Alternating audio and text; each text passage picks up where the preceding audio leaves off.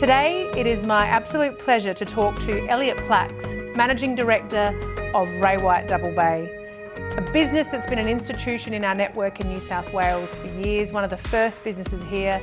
Elliott, it's my absolute pleasure to talk to you today. Thank you. A lot of the people who are watching this interview will know who you are. They'll know your history and the history of the company that you are the Managing Director of. Yeah.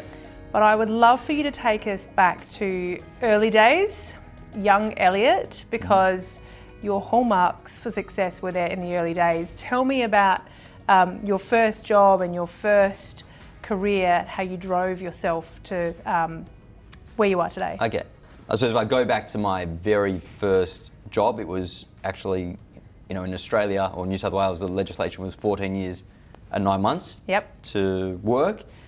And I did sort of tell a little bit of a white lie. I was actually only 14 years and 6 months or 7 months because I was so enthusiastic to get into the workforce and be independent and have, self-worth and earn some money to, provide for myself and what I wanted. And so I worked as a kitchen hand and washing dishes. Right. And then so I suppose that was at 14 years and 7 months. And after 6 months, I was cutting the onions, and after 9 months, I was actually flipping the steaks at this restaurant. So I'd already had sort of an early career progression in that area by the age of sort of 15 and a bit. So I enjoyed sort of, working and getting paid for the hard work that I was putting in, and also being appreciated for my efforts. And so what was that about? Was that, I'm a young person, I want my own money? What was that for you? Was it something more than that? I think it was the independence. Yep. And if I look at sort of my career in life, I love my parents, but at the same time, I moved out of home somewhere between 18 and 19. Yep. Not because I wasn't happy at home, but I wanted to have my own place, my own independence, and so that sort of probably stemmed from a young age and my parents embraced it as well. They were always, putting me up on a pedestal and allowing me to do and be what I wanted to. And I suppose, embracing their sort of efforts in me to be as strong and successful as I could be. Yeah. It was the work at 14 years and 7 months, and also moving out a bit earlier than some of my, people of similar age, only moving out in their sort of early mid-20s. And even now, sort of, if I look at today's world and sort of some of the people I do employ at Ray White, someone at the age of mid-20s and late 20s are still at home. So it's sort of, I feel like it's changed a little bit, and maybe that's also to do with cost of living and those expenses, but I feel like that moving out early gave me a lot more independence earlier, which then helped me in my career path. And gave you a bit more of a need to have a great income to support yourself and keep going. Yeah, correct. I mean, even sort of to highlight from that, because at 18 or 19 I was out, I then sort of was working 2 jobs. At one stage I was doing real estate, and I was also a waiter in a restaurant in Rose Bay. So I needed to actually earn more, because when you first start in real estate, when you're on the award, it's very hard to get by. So I definitely had to sort of do a bit of shift work to earn the living. And some extra prospecting while you're serving the sides. Would you like to sign the agency agreement?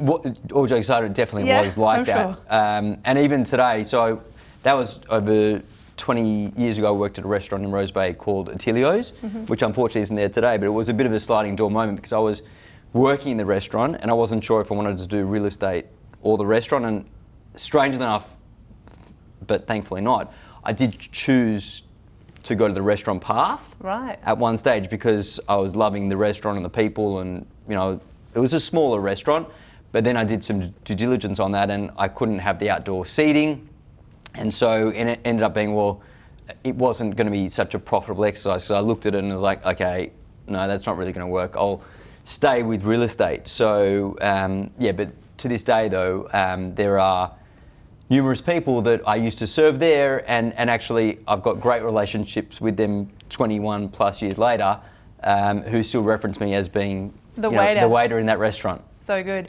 Something that's so interesting about you is that from a very young age, you knew that you wanted to be in business. So you just mentioned then you were thinking about, as you were a waiter doing extra shifts to supplement your income, do I become a restaurant owner, or do I do real estate, which was always for you, the long game was always going to be as an owner? Yeah.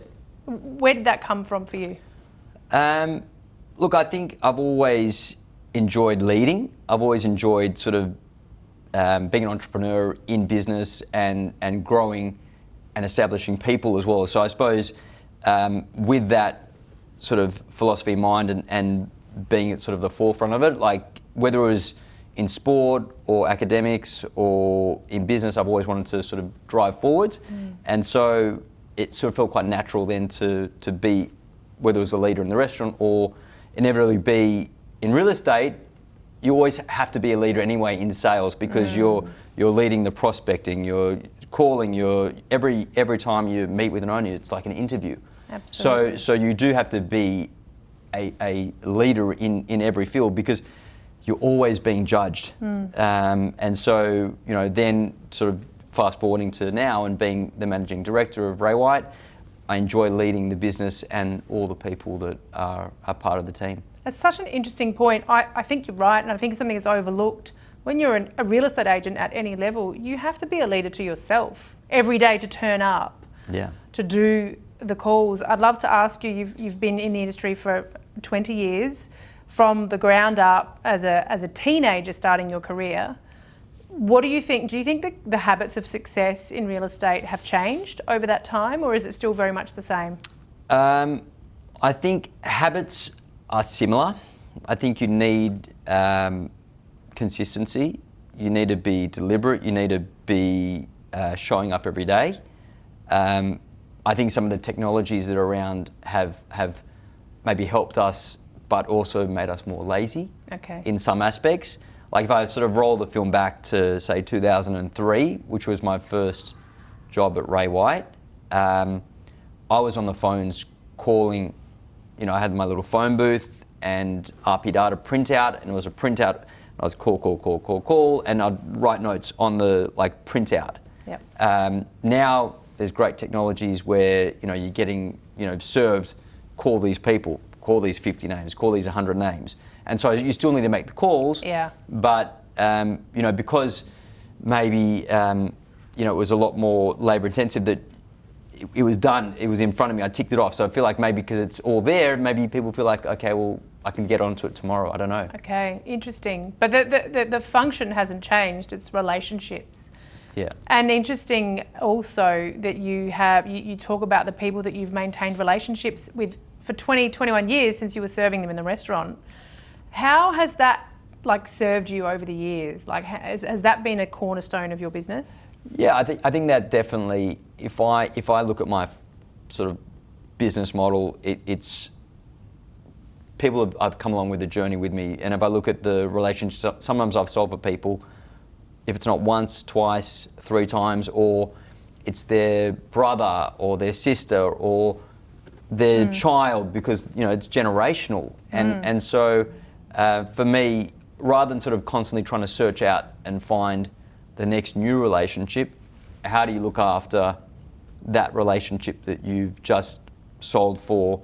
Because tomorrow they become, if you sell a property to them, they become a seller in 5, 6, 7 years. And I think sometimes it's hard when you're in real estate in your first year, 2 years, 3 years, because you're so busy focused on chasing the next lead, but you're not realizing that in 7 or 8 years' time, those buyers become sellers. And I suppose now doing it for 20 years at Ray White, that if every cycle is 7 years, and I actually think it's dropped down a bit now, maybe even 5 years, that people are changing and trading up, or their situations are changing. So you could have 4 in my career so far. You'd have 4 times to sell that property or sell a property to that person. So yeah, it's been enjoyable, and I've always had this philosophy of doing the right thing all the time. Buy, purchase a vendor, other agents, other agencies, just being true and real to those people. And I think it does help, because I think I would like to hope and think that a lot of my competitors could not say a bad word about me, because I've always done the right thing by them, and I've always had sort of empathy around, well, how would I like to be dealt with in that situation if the shoe was on the other foot? And that's, not just for the other agents, but for your clients, because, if you do the wrong thing by them today, then they will tell 10 people, and so, you're killing your own brand, in a guerrilla warfare kind of way. So the more you can actually do the right thing by those people, it comes back and it perpetuates. Yeah. Manifesting positivity. Yeah. Like, do you think the fact that, I mentioned earlier, your intention was always to be a business owner, do you think that long-term mindset also helps drive that behaviour in you, that you're here for the long haul? This is your business, or was going to be hopefully your business one day. Do you think that drove or that's just who you are?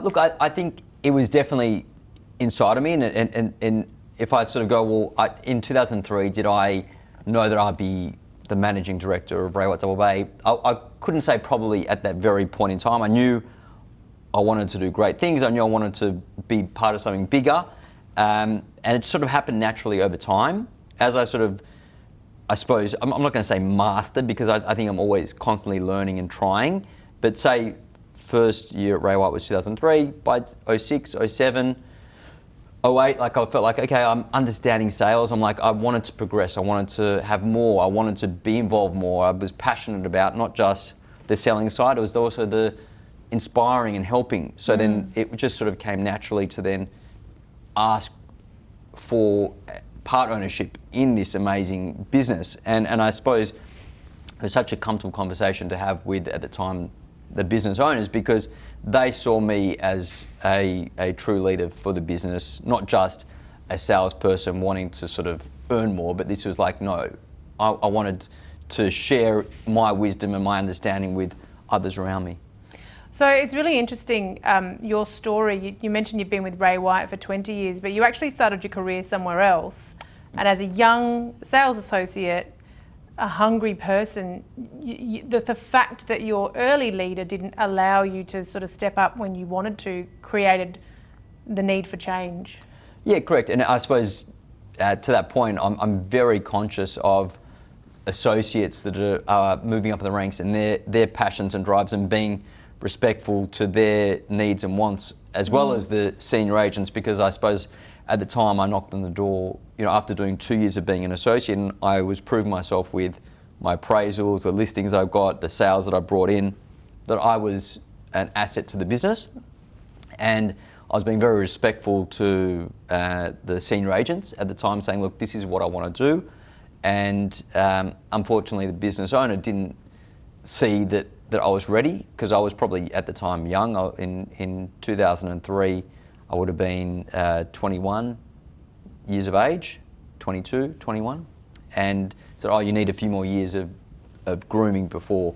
And so, but I came with a whole business plan, right? So I think if you want to take things seriously, you look at what's your average sale price, how many sales you're going to make, what commission you're going to charge. And if you actually break it down to going, look, and at the time, this is going back to, 2003, where, average sale price is a lot different as it is today. And my goal was to do 500,000, and I had it all mapped out, and I had the business's name on there that I was going to work for, and they said, no, you're too young. And then so then I crossed out that name, and then wrote Ray White on it, and went down the road, marched down the road, and was in an interview for like 5 minutes. And within 5 minutes, at the time, the business owner was like, you got the job, you're in straight away. So it was nice, and it felt good that like they saw value in me, and I'm always conscious of making sure that I'm not having that lens like my previous owner did, because I think you've got to support growth, you've got to support people on their ambitions and goals, and one of our philosophies in the business is helping people on their journey for growth. And if the growth is, you leaving Ray White Double Bay because there's something bigger and better for you, like we actually, as an example, we had Todd Alexander, who was our head of marketing, and he was really scared, or nervous, should I say, to come up and say, Elliott, there's this opportunity at corporate and it's a bigger role. I'm like, you know what? I'm really happy for you, because good luck. And that's really, we've supported you on your journey to where you are. And I've had some agents who have come through Ray White Double Bay that have started their own business. And there's actually quite a lot of agencies that are in Double Bay that started as sales agents in Ray White. So part of me is proud that I can see that, that succession has grown them to who they are. I mean, part of me upset because, you know, I would have loved them to stay on the journey, but you know, you can't hold people back. Yeah, really interesting point. I'd love for you to talk about, you joined Ray White Double Bay, which for you at the time, maybe you weren't aware that it was an institution, like it was one of the first businesses in New South Wales, a dominant business throughout the years, a market leader for us here in New South Wales. At what point did you realise that you wanted to be an owner in that? And that must have been quite, a daunting thought or conversation to have. Yeah. It's a hard one to answer the exact time. And I think part of it, you know, when you are a successful agent, I think you get approaches, you know, because I suppose sometimes maybe externally people see value in you more than maybe your own boss in some ways, you know, and partly it's because they haven't got you, so that it's a great recruitment piece for them to go, come and join and be part of the ownership. And I suppose I really had strong tunnel vision for Ray White, and I believe in the brand, I believe in the systems we've got. I had added a lot of value to the goodwill of the business of Ray White in the eastern suburbs and the market share. So it's like, why would I want to look elsewhere when I put so much of my own heart and soul into this business and building the brand, continue to build the brand. As much as corporate and the previous owners had, but I'd also been part of that as well. So I was very keen to stay. And I suppose with those approaches, I did sort of approach my boss at the time and I said, look, you know, I love the business. I want to be part of it. Is there an opportunity? I'm so like, and I never came from the position of like, you know, now or else I'm gone. Like it was quite a very friendly and comfortable conversation, and straight away they were like, similar to the day one I asked to be part of Ray White, it was a quick yes, it was a quick yes again. And it was just then, it was about the timing, it was about when it could actually happen, the progression, you know, which it does take time because you know you're dealing with a business that's a going concern, and there's partners, and you know there are complications around that. So, but every step of the way, I was kept updated with the progression, and you know it happened in 2011, and it was a really great transition. And then, you know, 7 years later, you take the reins completely as the managing director, and the whole way through, your consistency as a salesperson doesn't waver. And to this day, you are one of the top performers in our network, with a big business, with a number of sales, but very successful Chairman's Elite and Premier agents working in your business. You're a father of 3. How do you keep all that going? Oh my God, this is why my hair, literally, I'm losing my hair. That's the 3 kids. It's sort of a good question. I think part of it comes from the passion of loving what I do. And I think if you love what you do, it doesn't feel like work. Yeah. You know, like some people want to live 20 k's away from where they work. I love the fact that I'm in the area I work and I sit there, and sometimes my prospecting is just sitting in a Rose Bay coffee shop or a Double Bay having lunch, and someone's asked me about the market, or someone like I bump into someone I know and they're like, oh, come and see me, I'm thinking about selling, or like, so it's sort of, I feel quite blessed and lucky to have this job where you know, we're in this expensive area where average sale price is well over 4 million, and people are sort of wanting to discuss real estate all the time. And for me, I feel like as well that I've got a very supportive wife, that she embraces that part of the job, and that I'm always on to a degree. But again, it's a balance between, if I look at when I'm off though, like when it's family time, so a lot of the time I will try get home by 6. That's like a non-negotiable, around that 6 o'clock time. But if I'm going to be a bit late, I'm in the car outside checking my emails, whatever I'm doing, responding. But then come 6 till 8, 8:30, my phone's away. And so it's like focus, family time, and they actually give me energy. So it's funny, like, you know, sometimes like people go, oh, I've got to go home, kids, I've got to deal with it. But for me, it's sort of one of those things where I don't want to talk real estate at home, really, like, and I try not to, just because I don't want to bring that world and what's happening. And I'm very good at compartmentalizing. Okay, well, that's an issue or whatever it is. I'm dealing with that. That's over there. Let's focus on this. And that brings me joy and gives me energy and excitement. And then that other stuff, you deal with it. It happens. Interesting. Your business is quite broad now. So you've got commercial aspect to the business, residential, property management. It's a large team. And mortgage broking. And mortgage broking, I beg your pardon. Yes. Very important. Yes, Bianca, come on. So, is that, that's part of keeping your entrepreneur entertained, the part of you who wants to keep pushing yourself and extending yourself? Like, was that always part of the plan, or it's just kind of evolved over time? Yeah, I think it's sort of that whole concept of, you get to a stage or okay, well, I'm now really enjoying the selling. What's next? And then so then it became the selling principal, becoming a principal of the business. And then I was like, okay, well, we really need to get property management on board as well, because that's the asset. They've got to grow that, and we're getting leakage, and now we've got over 1,000 properties under management. So I was like, okay, great. Well, that was then, I think in 2014 or 15, we got property management. And I was like, okay, well, mortgage broking, that makes sense. I mean, we're selling, people we're selling for need mortgages. Now, we don't just have the one mortgage broking business, we've got one in Surrey Hills, Erskineville as well. So we've got 2 mortgage broking businesses.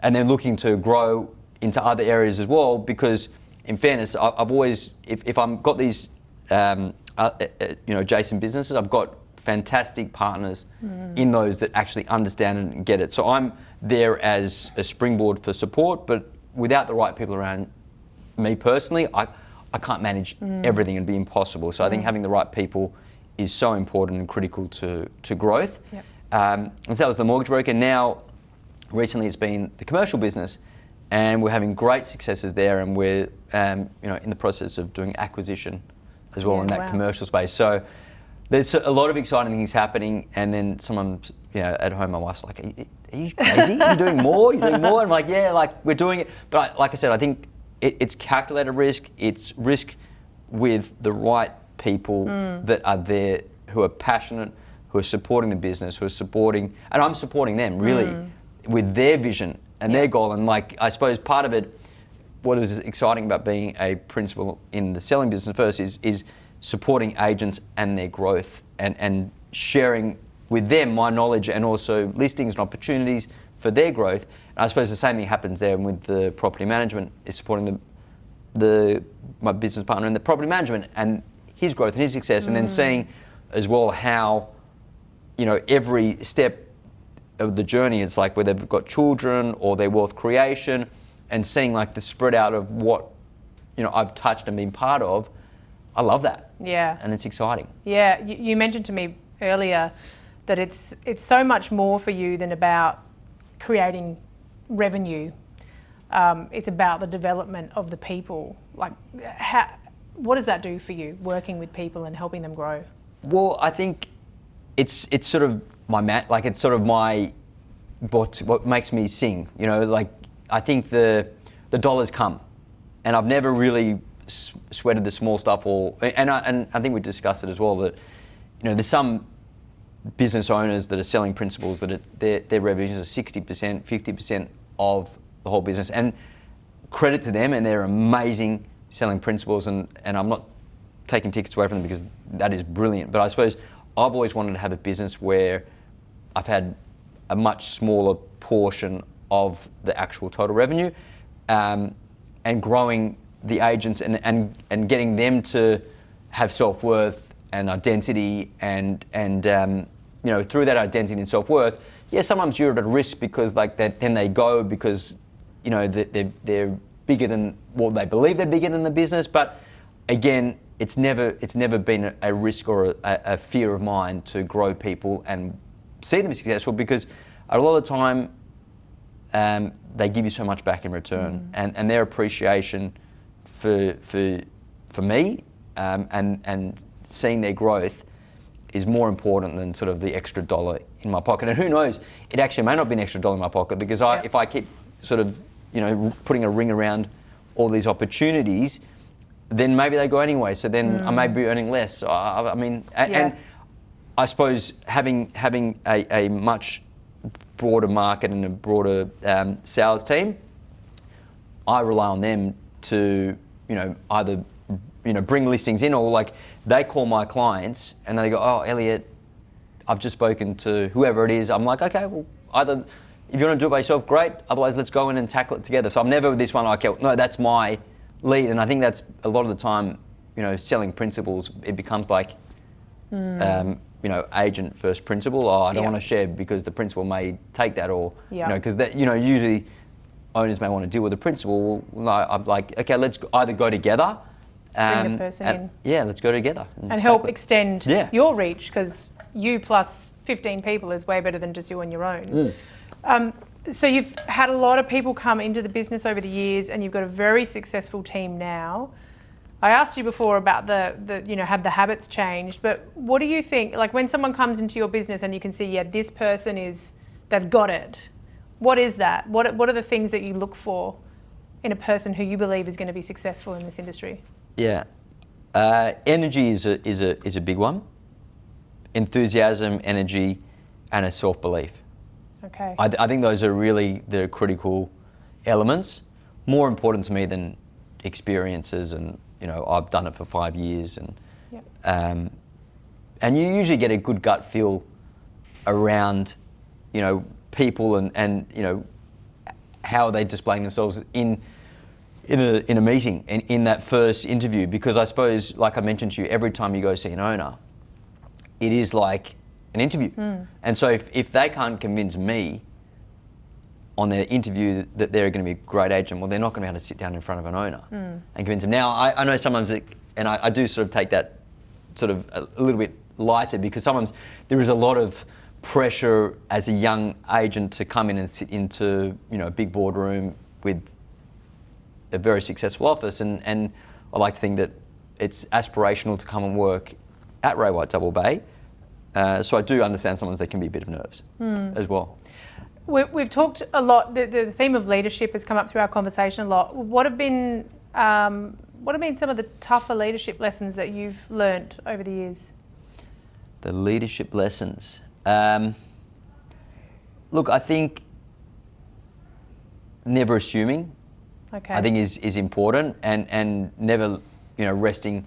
Sometimes when everything is in the perfect equilibrium is like when something always happens. It's about to go wrong, yeah. So I've always sort of had that in my mind, which it's sort of a horrible thought in a way, because like you never really sit back and smell the roses, because when you do, it's sort of when you're sort of already, falling behind. So don't take anything for granted. Nothing for granted, and always sort of trying to think of,